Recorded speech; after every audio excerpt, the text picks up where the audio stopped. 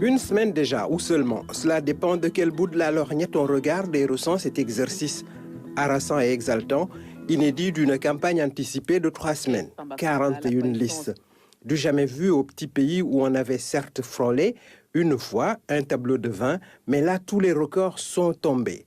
Les Sénégalais, on le sait, adorent le jeu politique, où on ne gagne pas à tous les coups et où on en reçoit.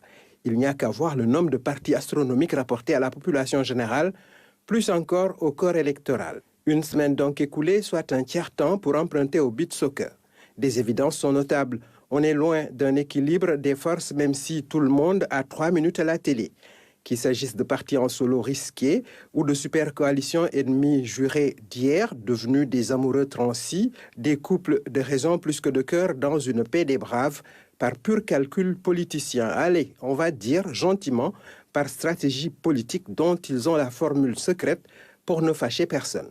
Les foules ne sont pas le seul élément déterminant et discriminant de ces groupes de Sénégalais dont certains découvrent enfin le pays profond de leurs origines, dont la tête attend d'être enfin sortie de l'eau. C'est l'exacte définition d'émergence. On parle français, non?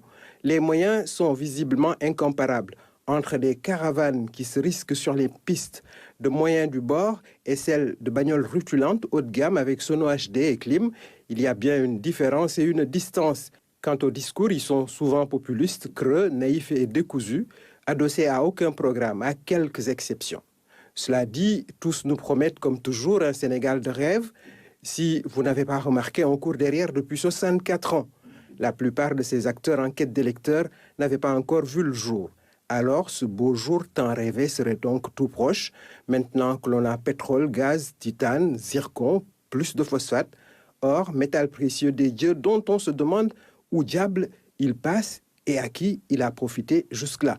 Bon, de toute façon, nos adorables femmes ne se pavanent plus avec des bijoux de valeur qui ont déserté coups et poignets, worotul. Et d'ailleurs, tout ce qui brille n'est pas de l'or. Appliquée à la politique, la maxime amène à se demander si les foules se traduiront en pesant électoral. Cela dit, mieux vaut en avoir que pas du tout.